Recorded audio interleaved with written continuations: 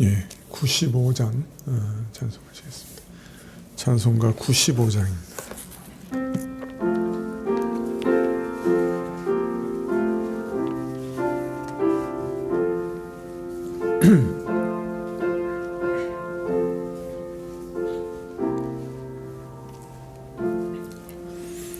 온 세상이 어두워 캄캄하나 이 세상의 빛은 예수, 주 예수의 영광이 햇빛 같아 이 세상의 빛은 예수, 이 빛으로 다 나오라 밝은 그 빛 날 비춰주어 어둡던 눈 곧 밝아도다 이 세상의 빛은 예수, 주 예수를 믿으면 어둠 없네 이 세상의 빛은 예수, 그 말씀을 따라서 살아가리 이 세상의 빛은 예수, 이 빛으로 다 나오라 밝은 그 빛 날 비춰주어 어둡던 눈 곧 밝아도다 이 세상의 빛은 예수, 죄 가운데 눈 멀어 사는 자여 이 세상의 빛은 예수, 주 이름을 믿으면 눈 밝으리 이 세상의 빛은 예수, 이 빛으로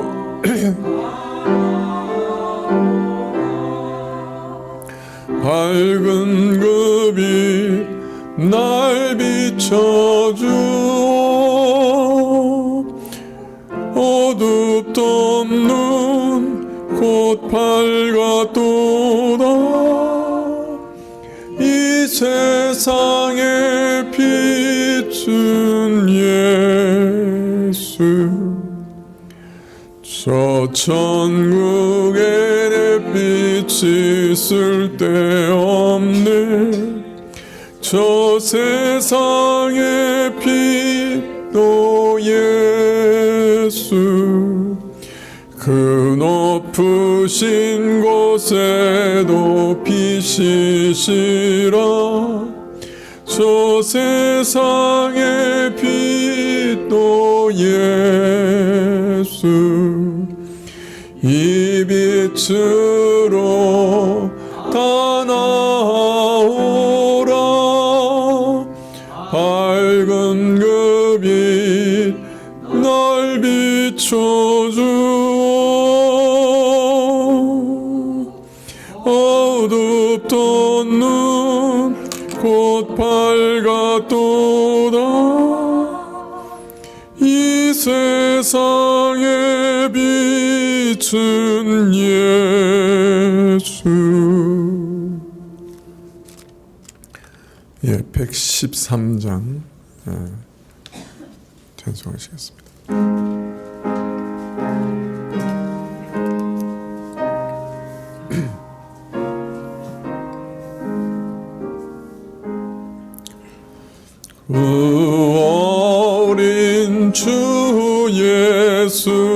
늘 자리 없소. 그 귀하신 몸이 구유에 있네. 저 하늘의 별들 반짝이는데 그 어린 주 예수 골 위에 사네. 저 육축 소리에 아기 잠 깨나. 그 순하신 예수 우시지 않네. 귀하신 예수를 나 사랑하니. 새날이 밝도록 함께 하소서. 주 예수 내 곁에 가까이 계셔. 그 한없는 사랑 늘 베푸시고 온 세상 악귀들 다 품어주사 주 품 안에 안겨 살게 하소서.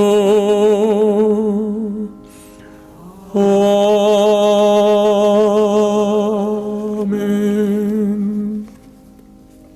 예, 기도해 주시겠습니다. 아버지 하나님, 예, 오늘 저희가 수요 예배로 모여 예배 드릴 수 있게 해주셔서 감사합니다. 참 예배 드리는 일도 하나님의 큰 긍휼이 있어야 가능한 것을 다시금 체험하고, 참 오늘도 하나님께 나와 찬양하고 예배 드릴 수 있게 해주신 것 참으로 감사드립니다. 오늘 저희가 드리는 예배를 주님께서 받아주시기를 구합니다. 주님, 또 이 나라를 큰 혼돈과 환난 가운데서 건져주셔서 감사합니다. 네, 하나님께서 또 역사하신 것 저희가 참 알고 하나님께 감사드립니다. 앞으로도 참 하나님께서 이 민족과 나라를 긍휼히 여기시기를 구합니다.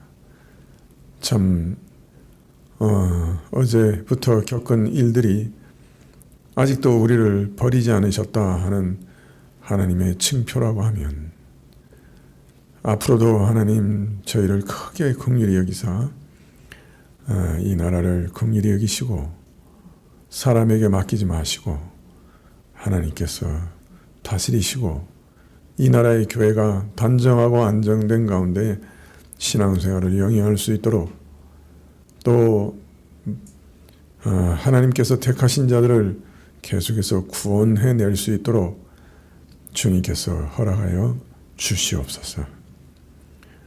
주님께서 위정자들을 붙들어 주시고 참 앞으로 어떻게 해야 할지 지혜를 주시고 앞날에도 인도해 주시옵소서.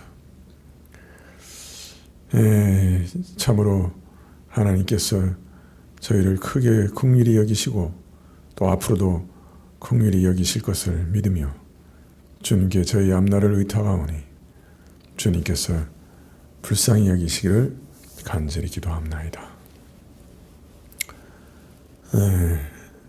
오늘도 말씀 주시기를 구할 때 예수님의 이름으로 기도합나이다. 아멘.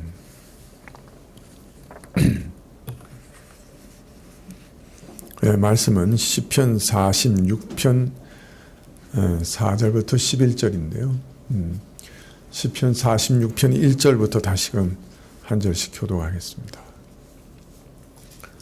시편 46편 1절부터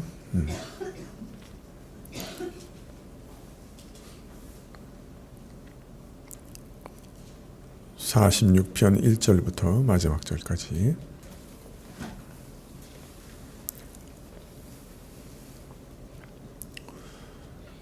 하나님은 우리의 피난처시요 힘이시니 환난 중에 만날 큰 도움이시라.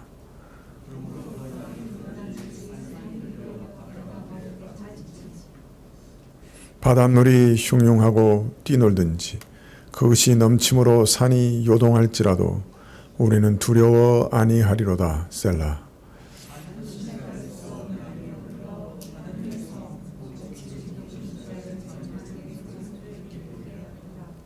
하나님이 그 성중에 거하심에 성이 요동치 아니할 것이라. 새벽에 하나님이 도우시리로다.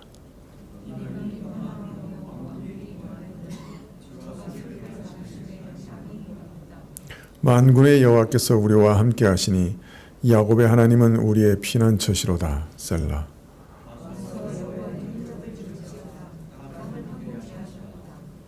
저가 땅끝까지 전쟁을 쉬게 하시며 활을 꺾고 창을 끊으며 수레를 불사르시는도다.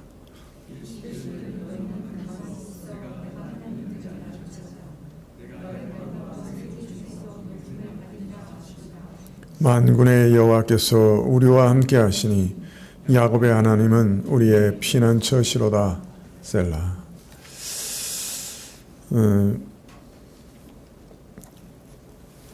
시편 46편은 하나님께서 시온에 거하시며 또 그가 다스리시는 통치에 대해서 아주 강력한 통치에 대해서 노래하고 있는 시입니다. 그런데 이 시편은 45편하고 연결시켜서 이해하면 그 내용이 좀 더 풍성해집니다. 우리가 이제 지금까지 여러분이 조금 눈치채셨는지 모르지만은 시편을 읽을 때 늘 앞에 있는 시편들하고 연결해서 저희가 쭉 읽어왔습니다. 그것은 시편 한 편 자체에도 문맥이 있을 뿐더러 시편 전체도 비록 5권으로 나눠져 있는 책이지만은 그 안에서 문맥이 있다. 그래서 앞에 있는 시편과 그 뒤에 있는 시편을 계속해서 연결시켜서 읽는 것이 합당하다. 그렇게 생각해서 그렇게 읽고 있는 것이죠. 시편 45편은 왕이신 메시아를 세우시는 일에 대해서 노래하고 있습니다. 그리고 시편 46편은 하나님의 통치에 대해서 노래하고 있습니다. 그렇기 때문에 이 두 시편이 뭔가 이렇게 긴밀한 관계는 없는 것 같다. 앞에는 메시아를 세우시는 일에 대해서 노래하고 있고 46편은 하나님의 통치에 대해서 노래하고 있으니까 이 45편하고 46편은 그렇게 뭔가 긴밀한 연관관계가 없어 보입니다. 그러나 이 45편과 46편이 연결되어 있는 것을 생각할 때 이 하나님의 통치가 사실은 하나님의 아들이시고 하나님이신 메시아의 통치를 노래하고 있을 수도 있는 것이죠. 또 그렇게 볼 때 사실은 시편 46편의 내용이 좀 더 풍성해집니다. 시편 45편에서 이미 그 하나님이 세우시는 메시아가 동류보다 뛰어나신 분이고 무엇보다도 하나님이시여라고 불리우신 그런 분이라고 하는 것을 우리가 배웠죠. 그리고 또 그의 보좌와 그의 통치는 공평한 통치요 완벽한 다스림이다 하는 부분도 읽었습니다. 그래서 45편에도 이미 메시아의 통치에 대해서 노래하고 있는 부분이 있는 것이죠. 근데 만약 46편도 메시아라는 말이 한마디도 없지만은 45편에서 하나님이시여라고 불리움을 받은 바로 그분의 통치, 하나님이시며 하나님의 아들이신 메시아의 통치를 노래하고 있다고 하면 그 내용이 좀 더 풍성해질 겁니다.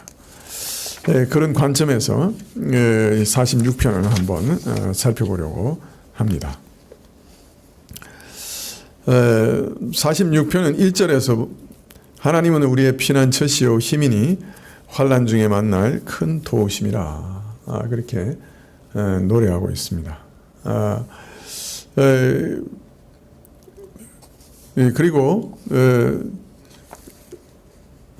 11절에 보면 만군의 여호와께서 우리와 함께 하시니 야곱의 하나님은 우리의 피난처시다 이렇게 말하고 있어요. 그렇기 때문에 사실은 46편은 우리의 피난처 되시는 하나님, 우리의 피난처 되시는 메시아에 대해서 우리에게 또 말씀하고 있다 하는 것을 이러한 형식을 통해서도 이해할 수가 있습니다. 완벽하지는 않지만은 그런 하나의 인클루지오라고 볼 수가 있는 것이에요. 그래서 이런 형식으로 되어 있기 때문에 46편의 대주제는 우리의 피난처 되시는, 그리고 우리를 그래서 참 안식 가운데 통치하시는 그런 하나님, 또 메시아, 그런 주제를 가지고 있다 하는 것을 이해할 수가 있습니다. 하나님께서는 믿는 자에게 피난처가 되어주시고 힘이 되어주시고 환난 날에 찾을 수 있는 최선의 도움이 되신다 그렇게 알리고 있습니다. 이 말씀이 우리에게는 지난 시간에도 말씀드렸지만 참 위로가 되는 말씀이죠. 세상 살아가다 보면 소설에나 있을 법한, 영화에나 있을 법한 일들이 자주 일어나죠. 오늘 아침에 카톡에서 읽었는데 내 인생에 이런 일을 또 볼 줄이야. 그렇게 누가 썼더라고요.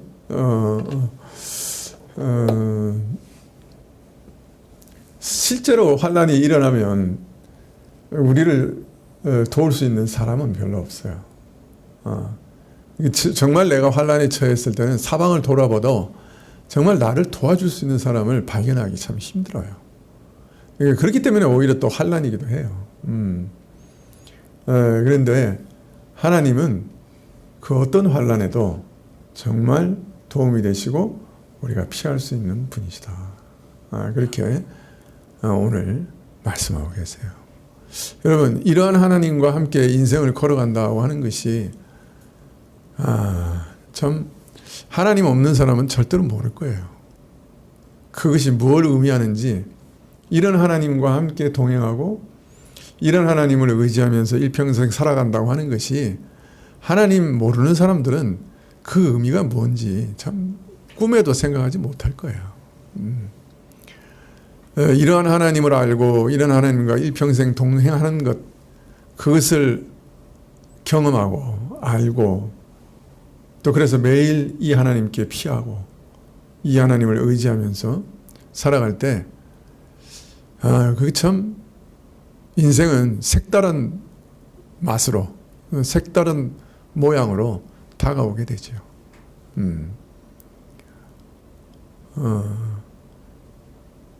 크게 놀라지 않아요. 크게 놀라지 않아요. 우리에게 피난처가 있으니까요. 우리 환난 날에 도우실 분이 있으니까요. 하나님께서 허락하지 않은 일이 우리 삶 가운데 결코 일어나지 않으니까요. 하나님의 허락하신 일이라면 우리는 반드시 거기서 해결할 길을 하나님이 갖고 계신 것을 믿게 되고, 시간 문제지 방법 문제지 하나님께서 어떻게든 도우실 거라고 우리는 확신하며 갈 수 있는 거예요.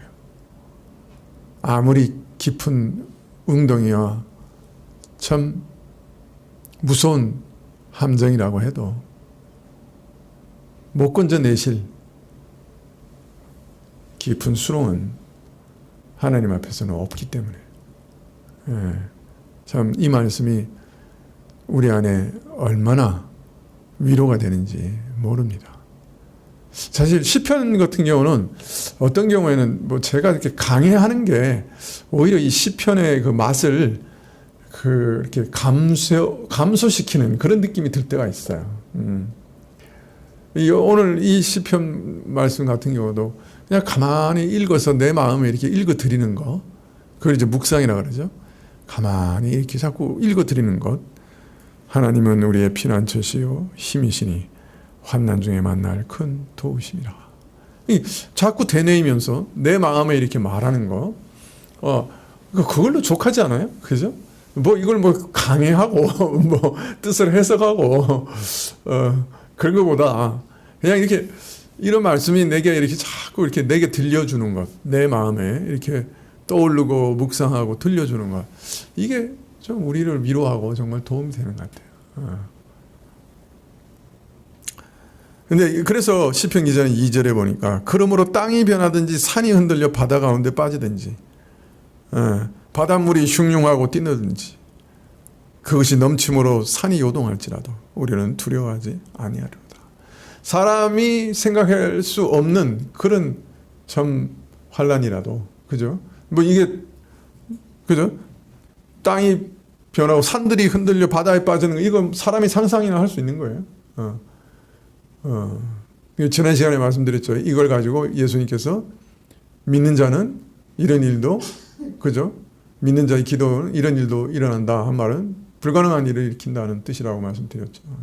이런 불가능한 일들도, 그러나 이런 무서운 일들도 그런 가운데서도 우리를 지키신다. 그런 우리의 피난처시고 우리를 도울 힘이 있으시다. 어떤 함정에서도 우리를 건지신다. 그 말씀을 하고 있는 것이죠. 오늘 우리가 이제 살펴볼 4절부터 말씀은 하나님께서 이런 피난처와 힘이 되시는 근거가 무엇인지, 어떻게 해서 하나님께서는 우리의 피난처와 힘이 되시는지를 구체적으로 밝힌 내용들입니다. 4절에 한 시내가 있어 나뉘어 흘러 하나님의 성 곧 지극히 높으신 자의 장막에 성소를 기쁘게 하도다. 한 시내, 한 강 하나가, 강 줄기들이 하나님의 성을 즐겁게 하며 가장 높으신 분의 거룩한 처소를 즐겁게 한다. 한 시내가, 또 강들이, 그러니까 한 시내가 이렇게 나와서 이렇게 쫙 여러 갈래로 갈라지는 그런 것들을 보여주고 있는 그런 장면인 것 같은데, 근데 문제는 여기가 어디냐 하는 게 문제예요.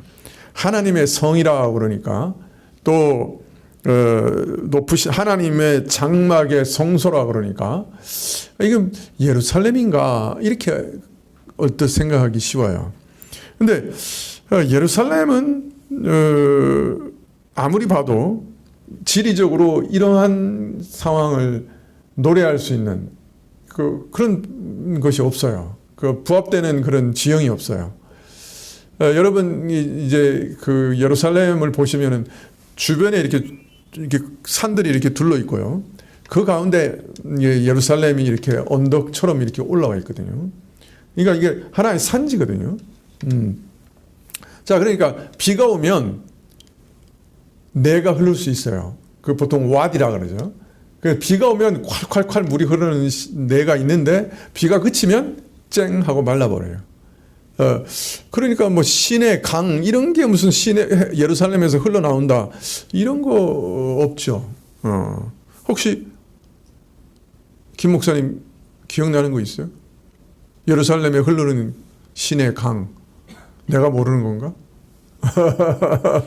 유 목사님 혹시 이런 건 있죠. 그 뭐죠? 기혼샘에서부터 그 바위를 뚫고 흘러서 그 밑에 무슨 샘이에요? 실로암 샘까지 흐르는 그 터널은 있죠. 그건 있지만 그걸 시내라고 하기는 좀 그렇죠.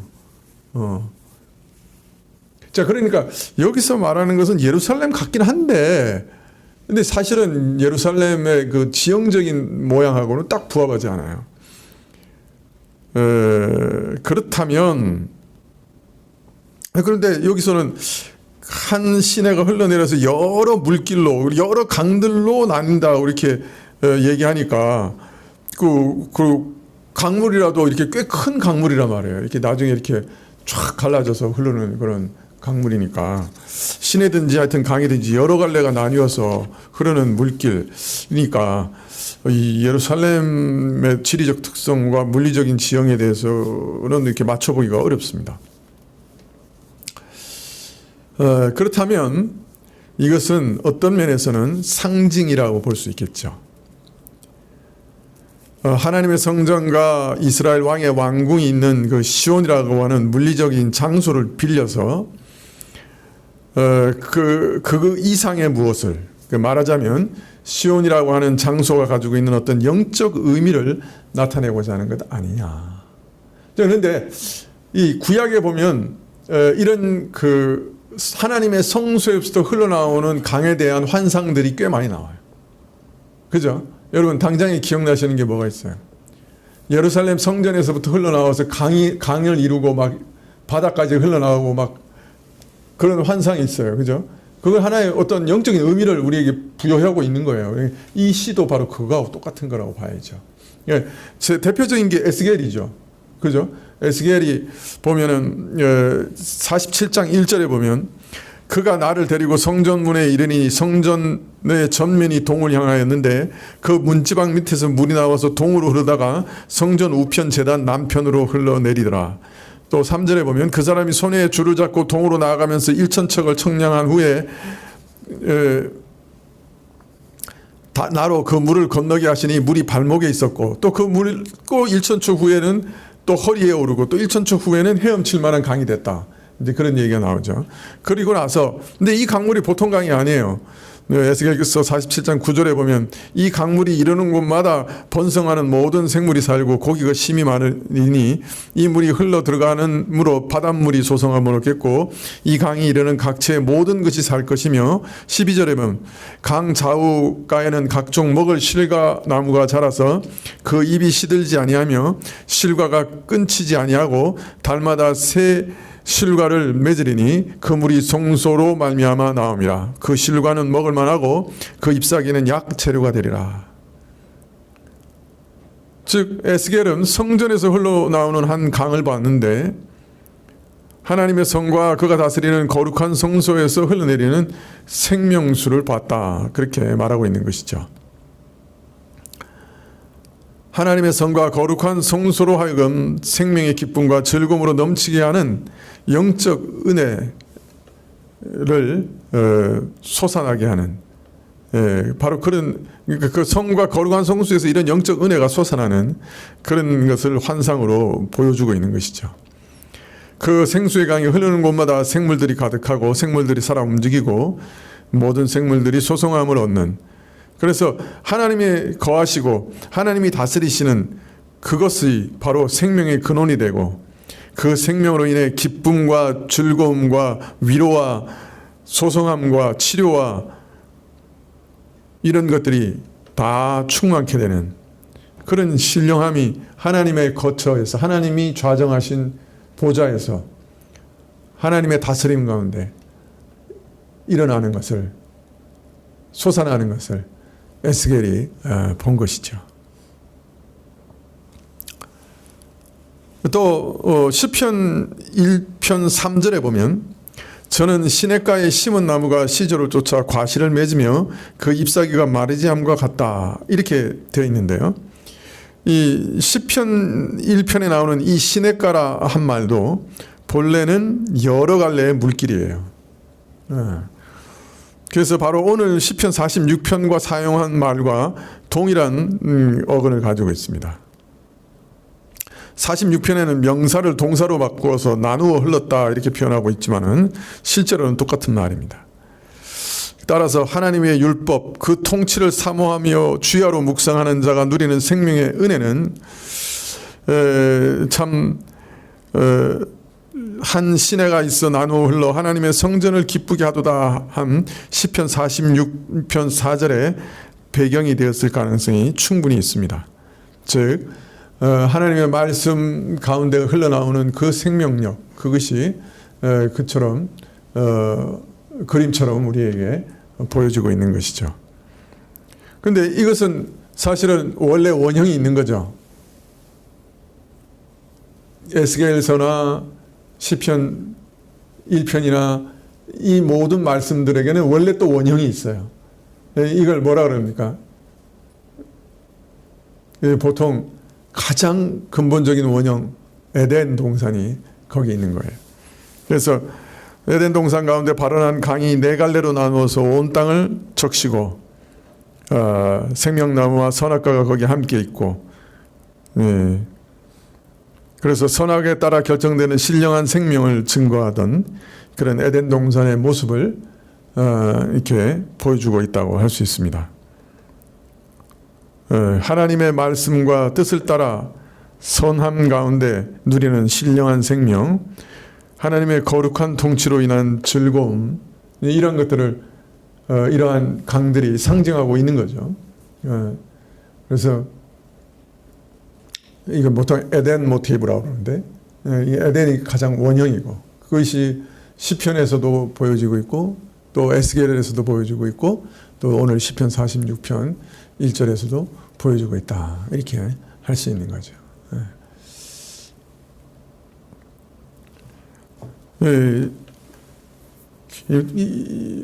이렇게까지 설명할 필요는 없겠죠. 이건 뭐 학자들이나 좋아하지, 뭐 학자들도 안 좋아해. 그런데 성경에는 이렇게 동일한 어떤 큰 흐름이 있다는 거예요. 이것이 그냥 이렇게 한 번만 던져진 게 아니고 꾸준하게 동일한 모형을 가지고 계속해서 반복해서 보여주면서 익숙하게 하시면서 거기서 동일한 의미가 계속해서 드러나고 있는 거예요. 그래서 상당히 재밌죠, 그죠? 성경이 좀 재밌죠.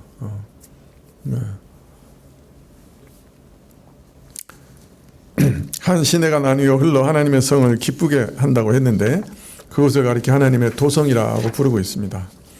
하나님께서 왕으로 자정하여 친히 다스리는 것이요, 그 통처 명령이 나오는 것이요, 하나님의 통치 능력이 온전히 드러나는 곳입니다.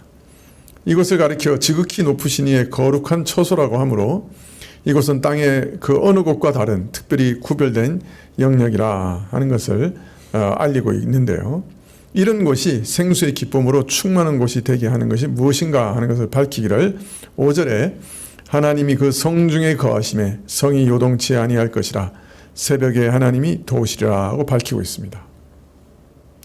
우선 하나님께서 그 가운데 거하심으로 인해서 그것으로 인해서 이 성소가 흔들리지 않을 것이다. 즉 이것은 모든 위험으로부터 안전하다는 그 사실이 바로 이것 때문이다. 하나님께서 그곳에 거하시는 것. 그래서 이곳은 흔들리지 않는 것이에요. 요동치 않아요. 하나님이 거하시기 때문에. 앞에서 우리가 하나님 우리 피난처시라고 그랬잖아요. 그죠? 근데 그게 어떻게 하나님이 우리 피난처시가 되시는가? 하나님이 거하시는 곳은 요동하지 않기 때문에, 흔들리지 않기 때문에. 그것은 생명이 가득하고 생수가 가득히 흘러나오고 그리고 절대로 흔들리지 않고 누구도 흔들 수 없어요. 그 하나님의 보좌를. 그래서 그것이 우리의 피난처가 되시는 거예요. 그래서 이곳이 우리에게는 기쁨이 충만한 곳이 되는 거예요. 비록 온갖 위험이 닥친다고 해도 우리를 도우사 새벽을 맞게 하시리라 고 말합니다. 예. 우리 인생 중에 캄캄한 시간들 있습니다. 어둠 속을 가르는 화살과 휘두르는 칼과 창으로 위험한 밤 시간이 있습니다. 그러나 하나님께서는 우리를 보호하십니다. 구원하십니다. 그래서 새날에 동토하는 것을 꼭 보게 하십니다. 예. 어제 혹시 밤새우신 분 계세요? 새날이 동토하는 걸 보시고 주무셨습니까? 예. 그래서 오늘 저는 뭐 우리 교우들이 혹 많이 오지 못하실 수도 있겠다 졸리셔가지고 그런 생각을 했습니다만 저는 어떻게 했을까요? 예? 비밀입니다. 예.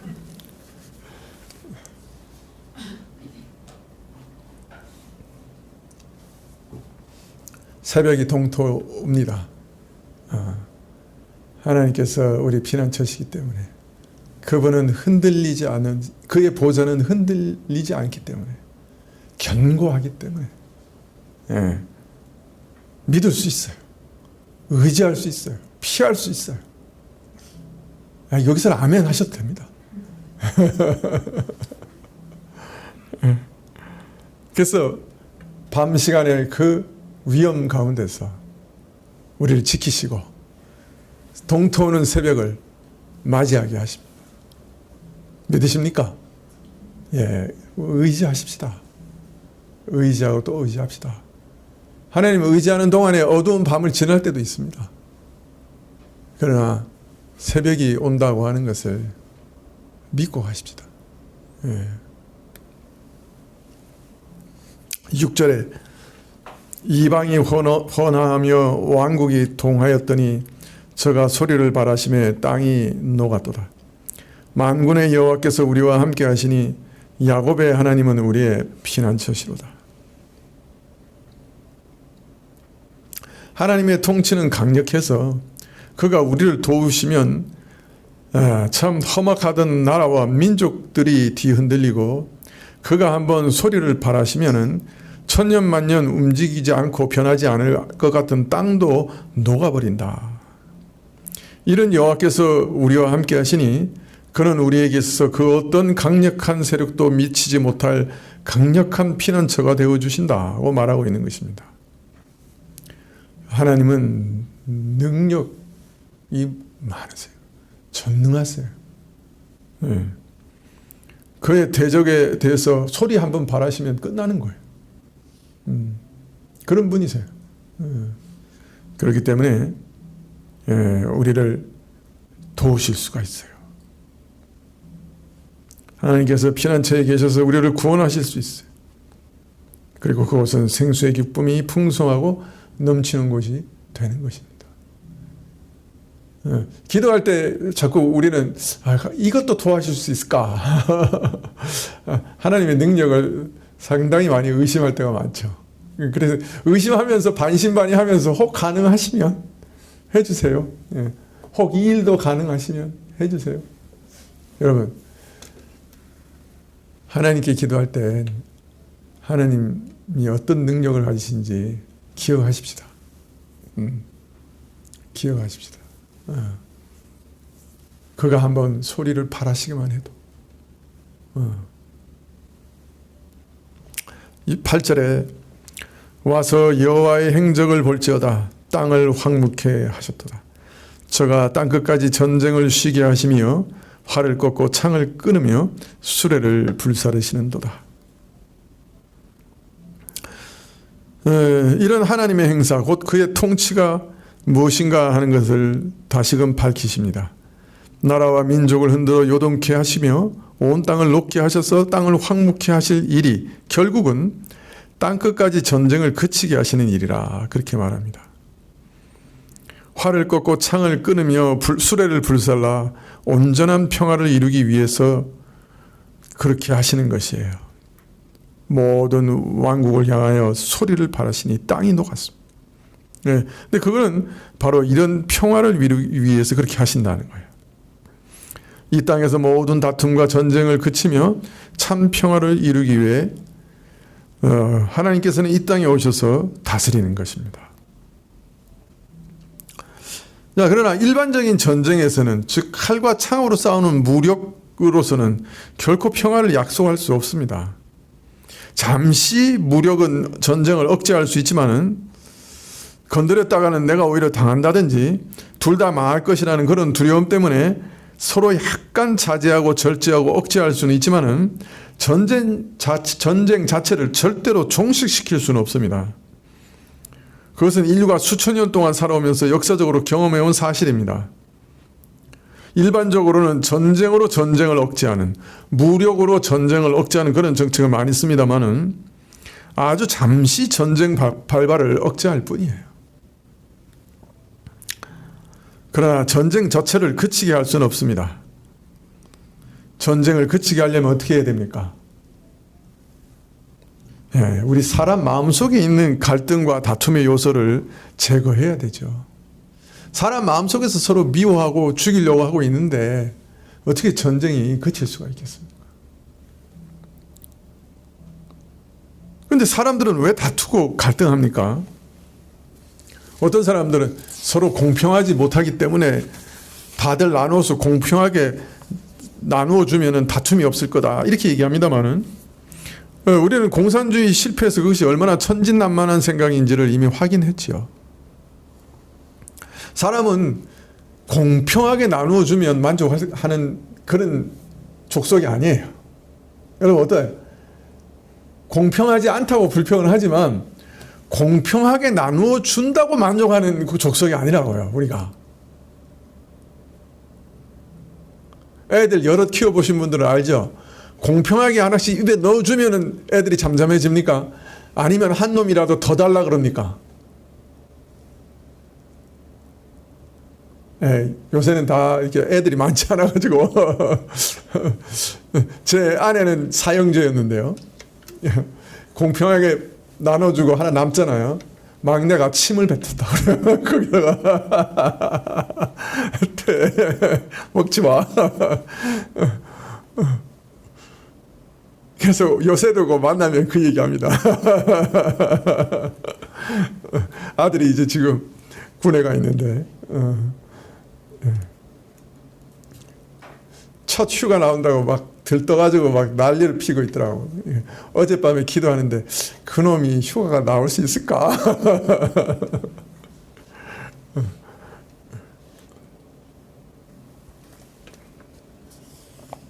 여러분 공평하게 나눠 쓰자 하는 사람들은 왜 너만 가지냐 나도 좀 나눠 쓰자 하는 마음으로 그렇게 얘기하는 거예요.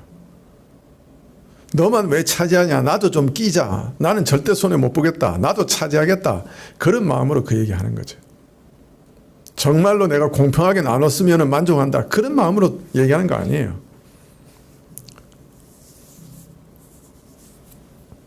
그러니 우리 마음이 이런 마음이 바뀌지 않으면 내가 다 먹겠다 내가 다 차지하겠다 내가 제일 유익을 많이 보겠다 너 못 먹어도 나는 더 먹겠다. 이게 우리 마음인데 전쟁이 그칠 수가 있냐고요. 아니 러시아같이 큰 땅덩어리를 가진 나라가 그죠? 그 거대한 땅에 비해서는 뭐 100분의 1이 될까요 말까 하는 그런 100분의 1도 안 되는 그 땅 위에서 자기 청년들을 몇십만씩 갈아 넣으면서까지 전쟁을 하는 것 이게 이해가 됩니까? 근데 더 먹어야 된다. 그래야 더 안전하다.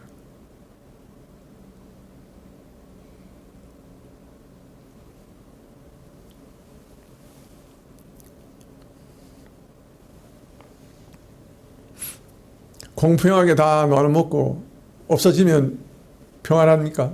아니죠. 그 다음에 또 다른 거 가지고 또 서로 싸웁니다. 먹는 거 가지고 안 싸우면 그 다음에 옷 입는 거 가지고 서로 싸웁니다. 그게 우리예요. 따라서 하나님께서 이 땅에 평화를 이루려고 하시면은 일반적인 전쟁을 수행해 가지고는 그 전쟁을 없앨 수가 없어요. 창과 칼로 적을 무찌르는 게 아니라 사람의 마음속에 있는 욕심과 시기와 미움과 증오를 제거하는 그런 전쟁을 해야 되는 거예요. 죄를 제거하는 근본적인 차원의 전쟁을 할 수밖에 없는 거예요.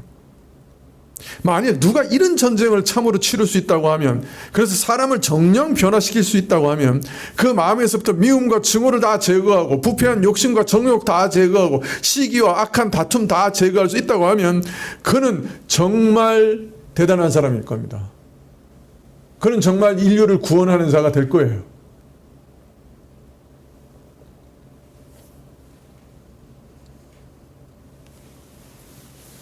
이런 신령한 싸움을 싸운다면 참 이 마음에 있는 악함을 이기는 전쟁을 정말 승리할 수 있다고 하면, 이 전쟁을 수행하시는 그분의 호령 소리에 온 땅이 녹아내렸다고 할 만한 그런 전쟁이 될 겁니다. 땅의 근본 구조를 바꿔놓는 전쟁이 될 것이기 때문이에요. 그죠?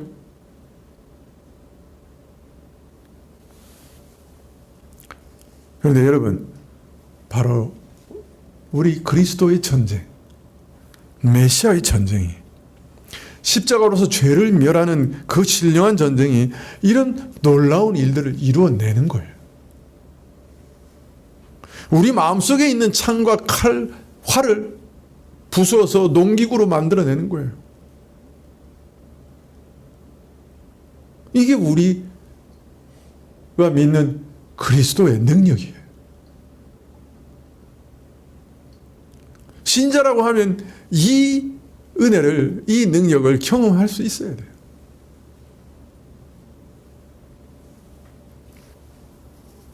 우리 마음에서 모든 미움과 증오를 끊어 다툼을 그치게 하시는 그리스도의 평화를 신자라고 하면 가지고 있어야 되는 거예요.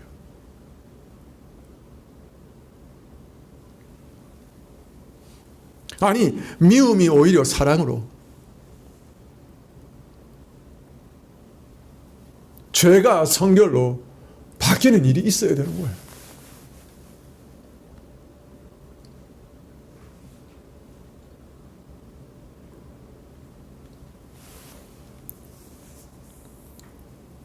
이 일이 얼마나 대단한 일이냐.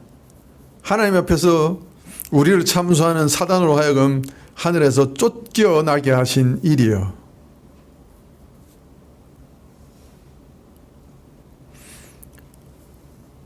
하나님께서 우리를 가장 참수하고 미워하는 대적을 쫓아내시는 전쟁을 하셨어요. 십자가에서.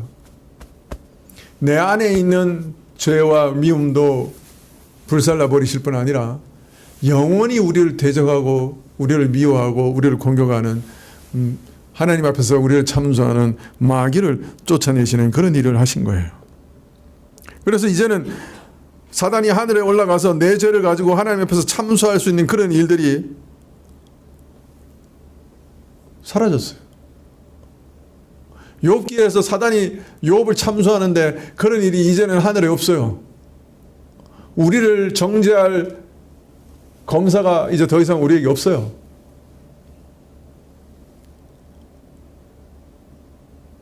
하나님 심판대에서도 우리를 정죄할 자가 이제 없다고요. 하나님은 이렇게 얘기했어요. 나도 너를 정죄하지 않는다. 내가 너를 의롭다 했다. 하나님이 그렇게 말씀하시는데 우리를 누가 정죄할 거예요?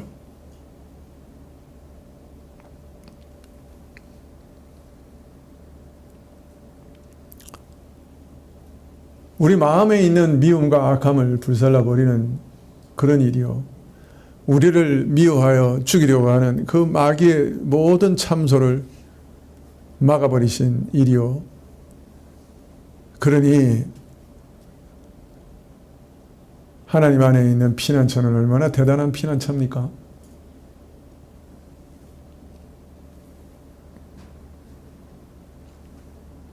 정말 산이 무너지고 땅이 물결에 휩쓸리는 그런 위험 속에서도 우리는 두려워하지 않을 겁니다. 우리 피난처 되신 예수님은 이보다 더 큰 위험, 마귀의 참소로부터도 우리를 구원해 내셨으니까요.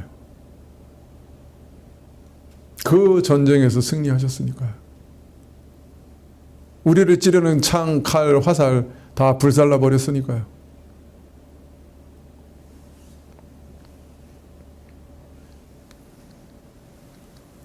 (10절에) 이르시기를 너희는 가만히 있어 내가 하나님됨을 알지어다. 내가 열방과 세계 중에 높임을 받으리라 하시도다. 바로 이러한 구원을 통해서 하나님께서 어떤 분이심을 알리시고 그로 인해 하나님께서 열방 중에서 온 땅에서 높임을 받으시겠다. 메시아의 이런 사역을 통해서 높임을 받으시겠다. 예수께서 이루신 그 일은 하나님께서 이렇게 자랑할 만한 일이라고, 하나님께서도 이렇게 자랑할 만한 일이라고, 온 땅에서 내가 높임을 받을 일이라고, 그렇게 대단한 일이라고 말씀하고 계시는 거예요.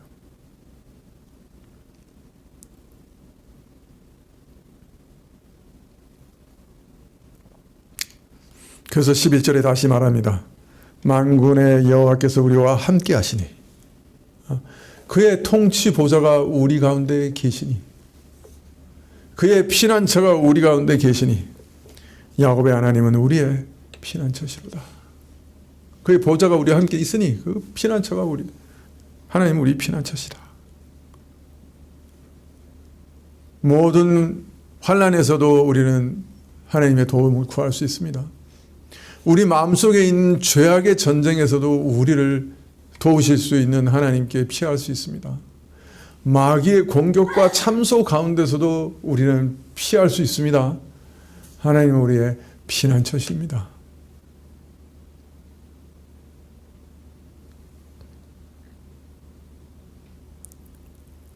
누구도 우리를 해칠 수 없는 요새와 피난처가 우리 하나님이십니다.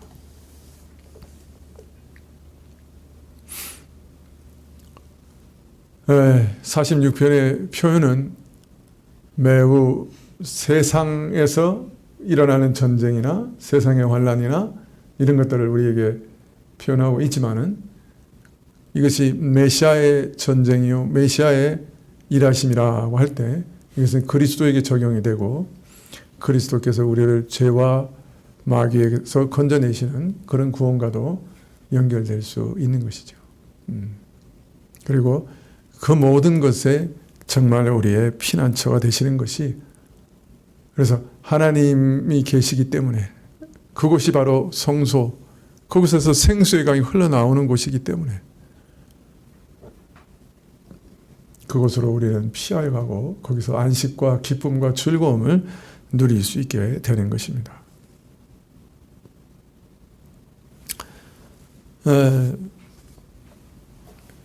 물론 이 땅의 환난에서도 우리는 하나님 안에서 피난처를 발견할 수 있죠. 그러나 더 무서운 환난은 우리 마음속에 있습니다. 그리고 우리 마귀가 우리를 정죄하고 달라들고 괴롭히고 이런 것이 더 무서운 환난이죠, 사실은. 그런데 그때마다 우리는 조용히 읊조릴 수 있습니다. 하나님은 우리의 피난처시요 힘이시니 환난 중에 만날 큰 도움이시라. 자꾸 마음에 묵상할 수 있습니다. 되뇌어 읽어드릴 수 있습니다. 얼마나 좋습니까? 이런 하나님을 나의 피난처로 삼고 나의 하나님으로 믿고 살아가는 인생이 얼마나 복됩니까? 나는 이 환난 많고 서로 다투고 싸우고 미워하고 죽이고 그리고 참 영적으로도 혼탁한 이런 세상 가운데서 어떻게 하나님 없이 어떻게 살아갈까? 세상 사람들은 그런 생각할 때가 종종 있습니다. 이 하나님 없이 어떻게 살아갈까? 하나님을 위해 피난처시요 힘이시니 환난 중에 만날 큰 도우심이라. 기도하시겠습니다.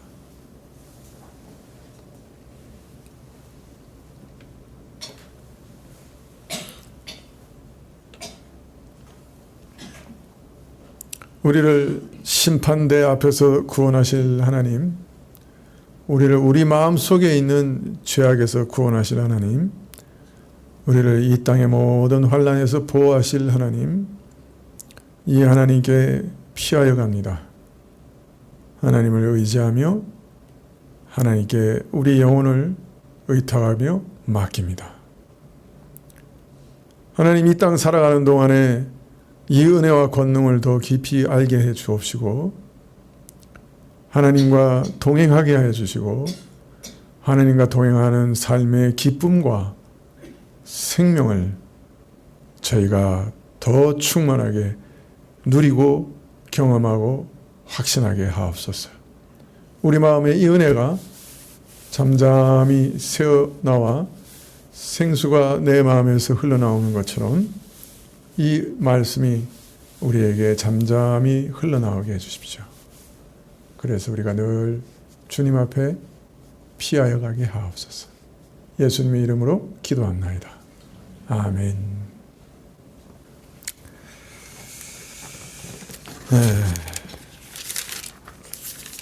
한 찬송 한 장 드릴까요? 시간이 좀 있었어요? 네. 59장 찬송 한 장 드리십시다.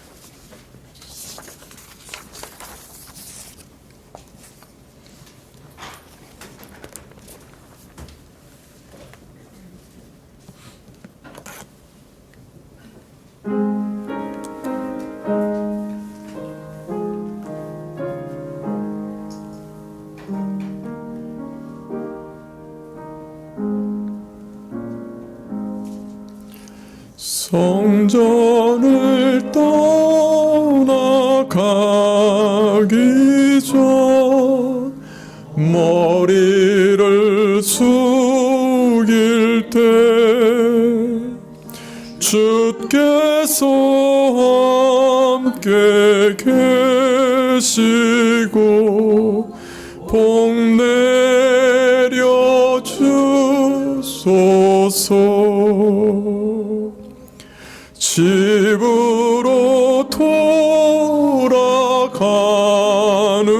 길 주 동행하시고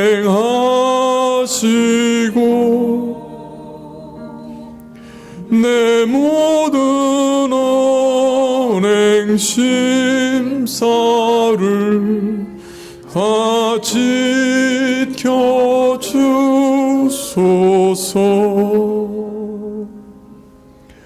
거룩한 날이 다가고 저녁이 되도록 주 우리 맘에 빛 되사 늘 계시옵소서.